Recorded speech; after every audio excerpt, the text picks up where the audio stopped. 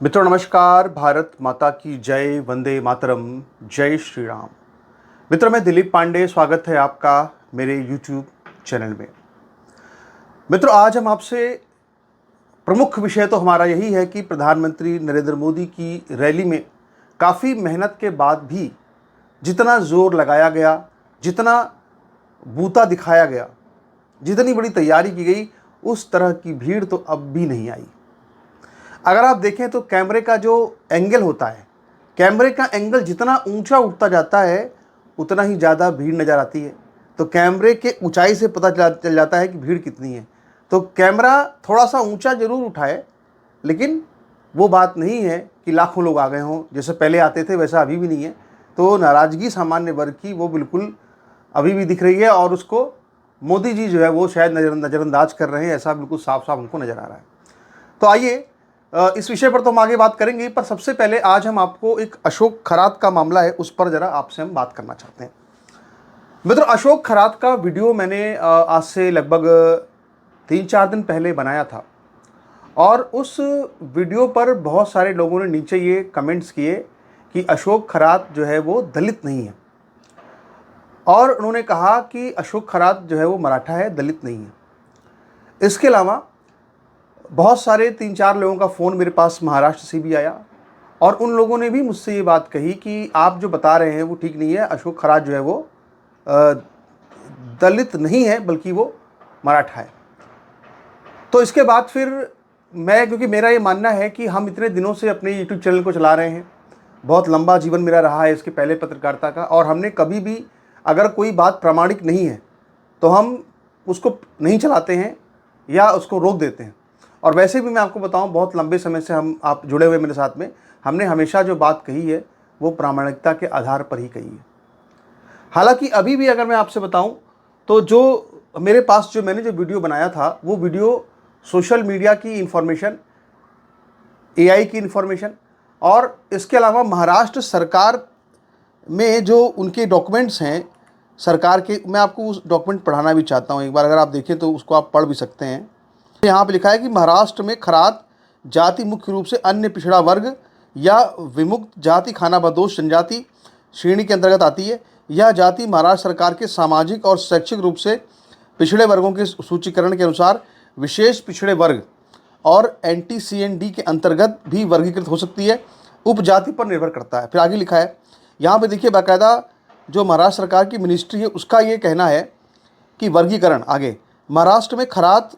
खारोड़ी खारोट को anti nomadic tribes खानाबदोश जनजाति के अंतर्गत वर्गीकृत किया गया है। अन्य संदर्भ में लिखा है आगे, हालांकि कुछ संदर्भों में खरात जाति का संबंध महाराष्ट्र के महार SC समुदाय से बताया जाता है, लेकिन सामान्यतः यह विमुक्त जाति खानाबदोश जाति श्रेणी में ही दर्ज है। तो इस तरह से देखा जाए अगर तो महाराष्ट्र सरकार के डॉक्यूमेंट में भी इसको एक जगह पर SC लिखा गया है। लेकिन चूंकि अब जब बहुत सारे लोग ये कह रहे हैं मेरे कमेंट्स पर, और कुछ लोगों ने फ़ोन भी किया और कहा कि भाई ये व्यक्ति जो है वो दलित नहीं है, तो फिर हम ये मानते हैं कि अगर वो व्यक्ति दलित नहीं है तो इसका मतलब ये है कि या तो उनके पास भी कोई प्रमाण हो। तो उनका ये कहना है तो कि भाई गांव में गए और वहाँ जाके गांव में देखा उसके कि वो व्यक्ति दलित नहीं है। जो मैंने वीडियो बनाया था अशोक खरात वाला, उसको मैंने हटा दिया है, प्राइवेट कर दिया है, क्योंकि मैं ये नहीं चाहता कि अगर कोई गलत बात हमारे मंच से जाए, क्योंकि हम हमेशा प्रामाणिकता में ही यकीन रखते हैं। तो अभी भी हालांकि पुष्टि में नहीं कर सकता किसी बात की, क्योंकि महाराष्ट्र सरकार और तमाम चीज़ें यही बता रही हैं और जो इन्फॉर्मेशंस हैं, लेकिन फिर भी चूँकि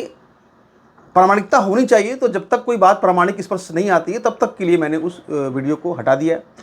और आगे मैं आपसे ये कहना चाहता हूँ कि देखिए, हम लोग समाज के लिए अपना काम करते हैं, अपने अपने समाज के लिए सब लोग काम करते हैं। हम अपने धर्म के लिए,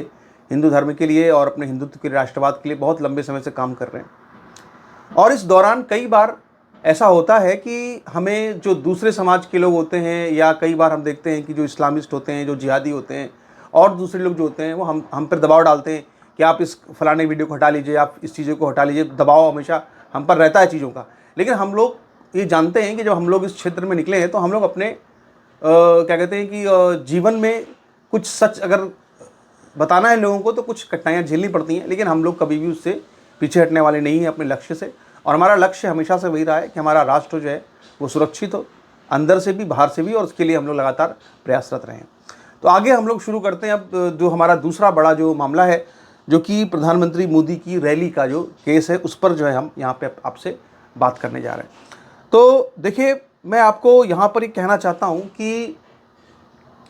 आपने यहाँ देखा होगा जयपुर में प्रधानमंत्री मोदी की एक रैली हुई, इसके अलावा आप देखें तो मेरठ में प्रधानमंत्री मोदी की एक रैली हुई, पर दोनों ही रैलियों में ये बात साफ साफ देखी गई कि उन रैलियों में भीड़ नहीं थी, क्योंकि भीड़ जो है वो इस बात से तय होती है कि आखिर आपने कितना कैमरा जो है वो ऊपर दिखाया। और जो मेरठ की भीड़ हुई या जो जयपुर की भीड़ हुई, उन सभी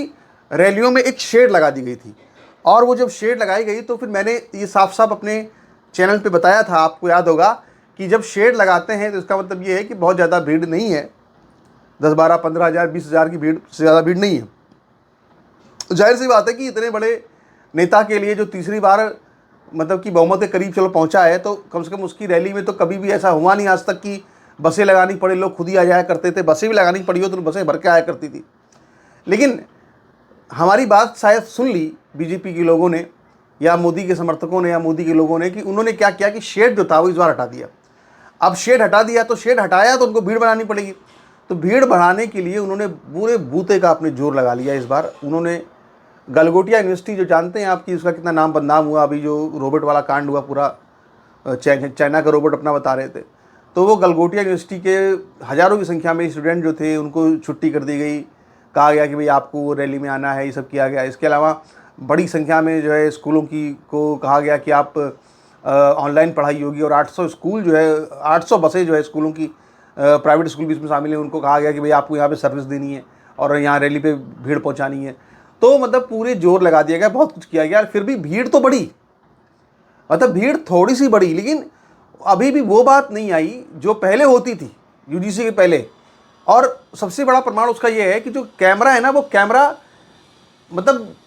आसमान पे भी अगर ले जाओ थोड़ा दूर पे तो भीड़ दिखनी चाहिए दूर दूर तक। अभी भी कहीं भीड़ बहुत दूर दूर तक वैसी नज़र नहीं आ रही है। आप फोटो जाकर देख लीजिएगा, फोटो में लगा नहीं रहा हूँ, लेकिन तुलना कर लेंगे पहले के मुकाबले तो भीड़ थोड़ी सी बढ़ी है, पर ज़्यादा नहीं। और उसमें भी देखिए आप कि जो विरोध प्रदर्शन करने की तैयारी कर रहे थे पंकज धवरिया, तो उनको देखा गया कि उनको अरेस्ट कर उनको हिरासत में ले लिया गया है, उनको थाने बिठा लिया गया और 24 घंटे उनको थाने में रखा गया। इसके बाद जो है शायद कहा गया कि वो काला झंडा दिखाने की तैयारी कर रहे थे प्रधानमंत्री मोदी को, या विरोध कर रहे थे, उसकी बात कही गई। तो भाई हमारा ये कहना है कुल मिलाकर के कि जो यूजीसी का मसला है वो बीजेपी के लिए गले की फांस बनने जा रहा है,